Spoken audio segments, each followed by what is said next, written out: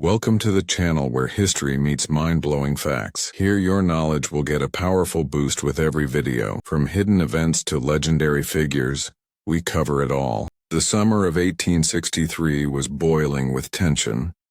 The American Civil War had raged for 2 brutal years, and the Confederacy, though outnumbered, was far from defeated. General Robert E. Lee, the South's most brilliant commander, had just pulled off a stunning victory at Chancellorsville against impossible odds. But Lee knew time wasn't on his side. The Union's factories, railroads, and endless waves of fresh troops were slowly strangling the Confederacy. If the South was going to win its independence, Lee needed a game-changer. And so, he made his boldest move yet, an invasion of the North. This wasn't just about territory. Lee's army marching into Pennsylvania was a psychological strike. He wanted to shock the war-weary Northern public, force Abraham Lincoln to the negotiating table, and maybe, just maybe, convince Britain or France to finally recognize the Confederacy. But there was another reason, one whispered in the camps. Food. The South was starving. Farms lay in ruins, cities were under siege, and Lee's men were surviving on meager rations. Pennsylvania's lush fields and stocked barns were a prize, too tempting to ignore. Yet as Lee's army of Northern Virginia moved north, something unexpected happened. The Union's new commander, General George Meade, only appointed days before, wasn't playing by the old rules. Previous Union generals had been cautious, even timid, letting Lee outmaneuver them again and again. But Meade was different. He pushed his Army of the Potomac hard, staying just close enough to Lee to be dangerous. Neither general planned to fight at Gettysburg. This sleepy Pennsylvania town, with its roads converging like wagon wheel spokes, was just another dot on the map. But war has a way of rewriting plans. On June 30th, a Confederate brigade under General Henry Heth sent soldiers into Gettysburg for one simple reason: shoes. The Southerners had marched hundreds of miles in tattered boots, and rumors swirled of a warehouse full of footwear in town. What they found instead was Union cavalry, not just scouts but hardened troopers dug in on the ridges west of Gettysburg, ready to fight. The first shots rang out. Within hours, both sides were rushing reinforcements toward the sound of gunfire. July 1st dawned with chaos. Confederate forces, at first outnumbering the Union cavalry, pushed them back through the streets of Gettysburg. But then, something shifted. Union infantry, the famed Iron Brigade, arrived just in time, unleashing volleys so devastating that one Confederate officer gasped, "There are those damned black-hatted fellows again." The fighting raged through fields, orchards, and along a railroad cut now slick with blood. By afternoon, Lee's men had the upper hand, but they made a fatal mistake. They didn't press their advantage. Union troops fell back to Cemetery Hill, a strong defensive position south of town. One officer, Union General Winfield Scott Hancock, saw its value immediately. "This is the place to fight," he declared. As the sun set on the first day, both armies scrambled into position. Lee, usually so decisive, hesitated. Should he attack now, before the Union fully fortified its lines, or wait and risk letting Meade's entire army arrive? Meanwhile, under the cover of darkness, thousands more Union soldiers marched toward Gettysburg, their boots pounding the dirt roads. The battle had begun by accident, but what came next would be no accident at all. The stage was set for carnage. 2 massive armies, over 160,000 men, now faced each other across the rolling Pennsylvania farmland. Lee, confident in his men's ability to win against any odds, prepared to strike. Meade, knowing defeat here could mean the end of the Union, braced for the storm. And Gettysburg, a town that had never asked for war, would soon become the epicenter of the conflict that would decide America's future. The first day had been bloody, but it was only a prelude. As the sun rose over Gettysburg on July 2, 1863, the fields and ridges surrounding the town bristled with men, muskets, and artillery. The Union Army, now fully arrived, had dug in along Cemetery Ridge, a strong defensive line shaped like a fishhook, anchored at one end by the rocky heights of Little Round Top and at the other by Culp's Hill. General Meade knew his position was strong, but Lee was convinced he could break. Lee's plan was bold, a massive coordinated assault on both ends of the Union line. If his men could seize Little Round Top and Culp's Hill, Meade's defenses would crumble. But war is chaos, and nothing went as planned. Confederate General James Longstreet, Lee's most trusted subordinate, argued against the attack. He wanted to swing around the Union Army, force them to abandon their high ground and fight on better terms. But Lee was adamant. "The enemy is there," he said, pointing toward Cemetery Ridge, "and I am going to strike him." The attack began late, far too late. Longstreet's men, exhausted from a grueling march under the scorching sun, didn't launch their assault until 4 p.m. By then, Union reinforcements were already rushing into position. What followed was some of the most savage fighting of the entire war. In the Devil's Den, a jumble of boulders below Little Round Top, Confederate and Union soldiers clashed at point-blank range, turning the rocks slick with blood. Nearby, in the wheat field, the fighting surged back and forth so many times that the ground was left carpeted with corpses. One soldier later wrote, "The very air seemed full of lead." But the most desperate struggle came at Little Round Top itself. If the Confederates took this hill, they could rain artillery fire down on the entire Union line. Meade had left it dangerously undefended, until a last-minute scramble by Union Colonel Strong Vincent and his brigade, including the 20th Maine under Colonel Joshua Chamberlain. Outnumbered and low on ammunition, Chamberlain's men held the far left flank of the entire Union Army. When their bullets ran out, they fixed bayonets and charged downhill in a desperate, screaming rush. The Confederate assault shattered. Little Round Top held by a thread. Meanwhile, on the opposite end of the line, Confederate General Richard Ewell's men hurled themselves at Culp's Hill. The fighting raged into the night. Muzzle flashes, lighting up the darkness as men grappled hand to hand among the trees. The Union line bent but didn't break. By midnight, the field fell eerily silent, broken only by the moans of the wounded. Both sides licked their wounds, knowing the next day would bring even greater horrors.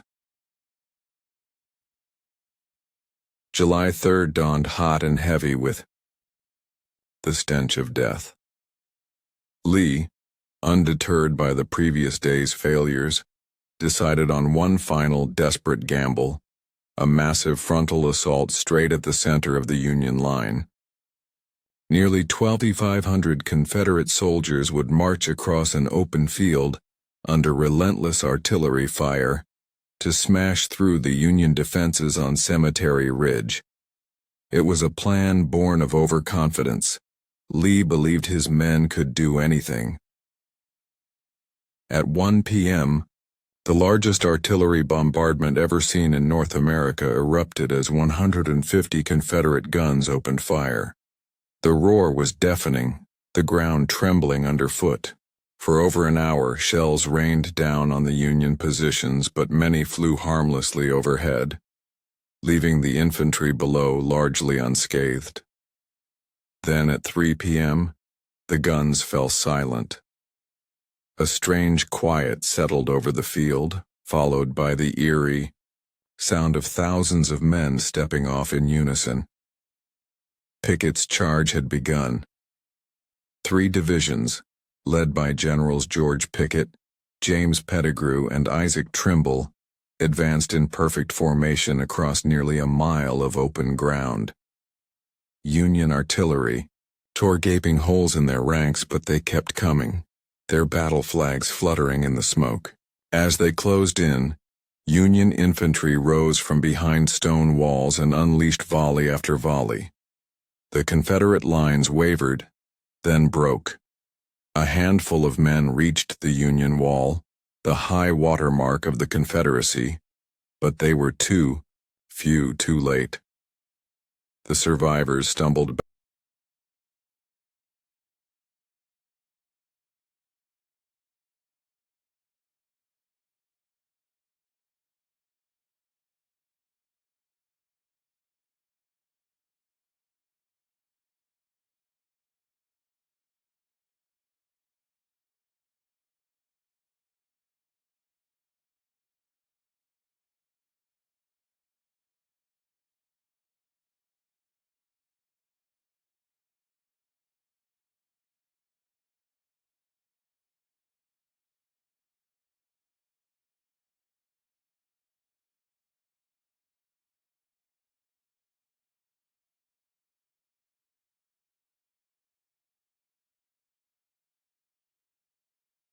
The morning of July 4, 1863, dawned not with celebration but with a sickening silence.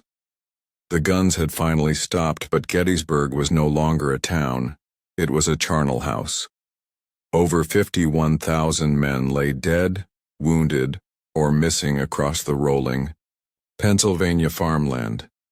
The air hung thick with the metallic stench of blood and the gagging sweetness of rotting flesh. Flies swarmed in black clouds over bloated corpses, while wounded men moaned for water, for help, for death. The lucky ones had been carried off the field. The rest lay where they fell, baking under the summer sun. For the Confederates, the reality was sinking in. They had lost. Not just the battle, but perhaps the war. Robert E. Lee, his face etched with exhaustion, rode among his shattered army, repeating, "It's all my fault." His men, those who could still walk, stumbled southward under a pounding rain that turned roads into rivers of mud. The retreat was a nightmare. Wagon trains clogged with groaning wounded, stragglers collapsing from hunger, Union cavalry snapping at their heels. One Confederate soldier wrote in his diary, "We marched through hell itself and the demons were still chasing us." Back on the battlefield, the Union victors faced their own horror. Thousands of bodies, some half buried by shell blasts, others, tangled in grotesque embraces, needed to be buried before disease ravaged the survivors. Townspeople, many of them women and children, ventured out with handkerchiefs pressed to their noses to help. They found men fused to fences by cannon fire, severed limbs hanging from tree branches, and pockets full of letters that would never be read. A local girl described the scene. The earth itself seemed to weep blood. Amidst the carnage, a strange commerce emerged. Photographers like Alexander Gardner arrived with their heavy equipment, capturing images so shocking they would later fuel Lincoln's push for a national cemetery.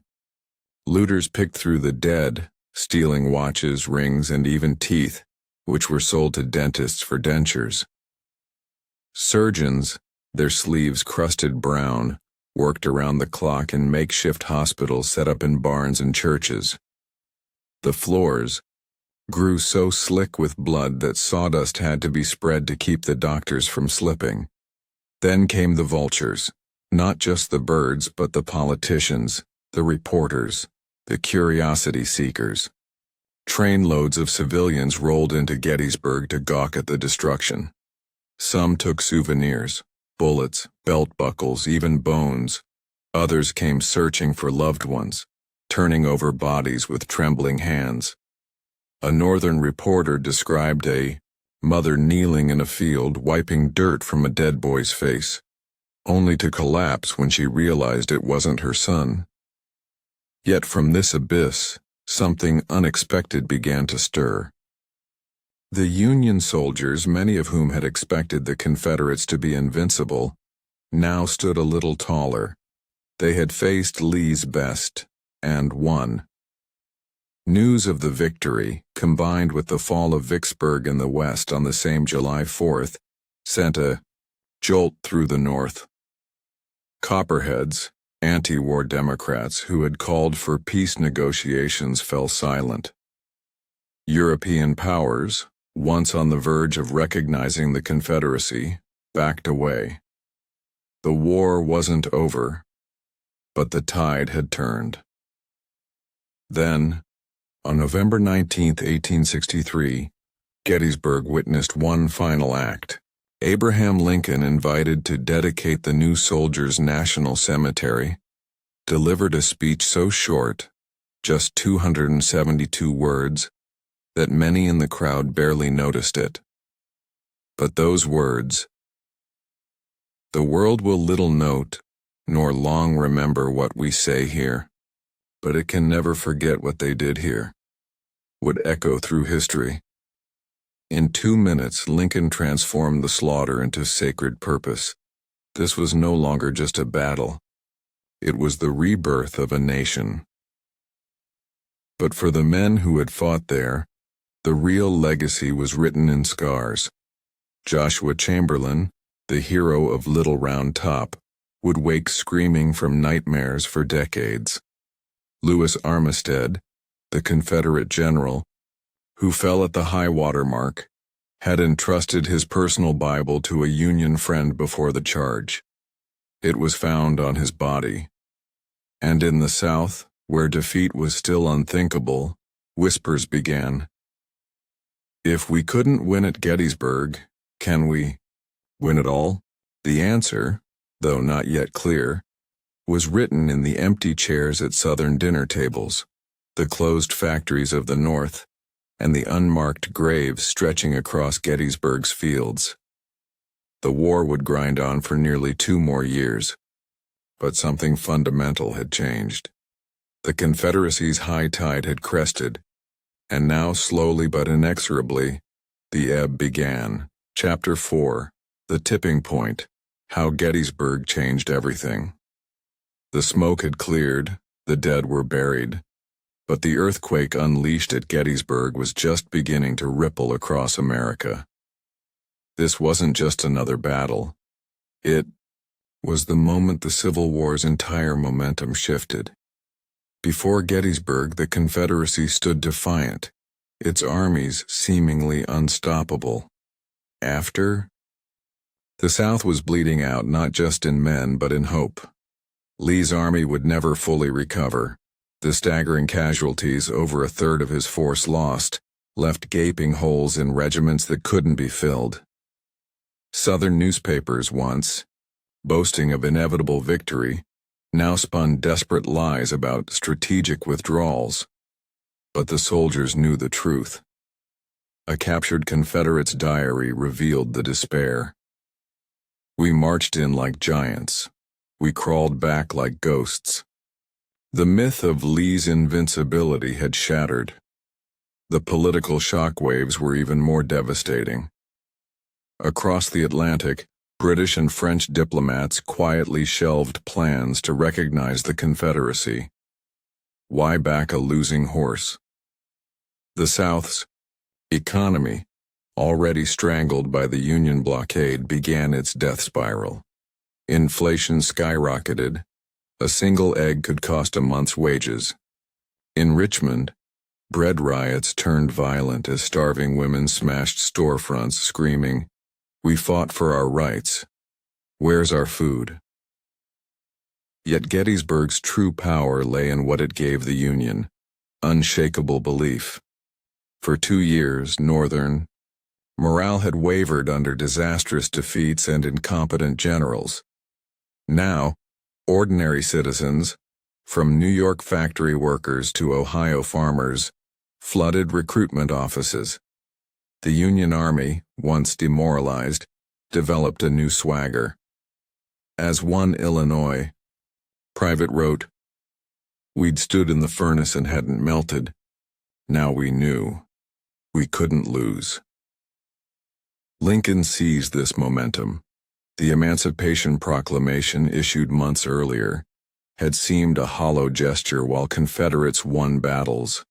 Now, with Gettysburg's victory, it became a war-winning weapon. Formerly enslaved men escaping Southern plantations weren't just refugees. They were Union soldiers in waiting. Nearly 200,000 black troops would eventually fight, their courage silencing Northern racists who'd claimed they wouldn't make warriors. Military historians still debate: was Gettysburg truly the turning point? The numbers scream yes. After July 1863, Lee never launched another major offensive. Grant's relentless 1864 campaigns, the Overland, Petersburg, the March to the Sea, were possible because Gettysburg had broken the Confederacy's spine. Even Southern diehards admitted it. A Georgia officer confided in his wife, "When Pickett's men fell back, I saw our nation's future die on that field." But Gettysburg's legacy transcends tactics. It redefined America's soul. Lincoln's address, often mocked by newspapers at the time, became the blueprint for a new birth of freedom. The battle proved democracy wasn't doomed to collapse, that a government of the people could survive its darkest test. Modern America, united, powerful, morally transformed, was forged in those 3 days of slaughter. Yet haunting questions linger.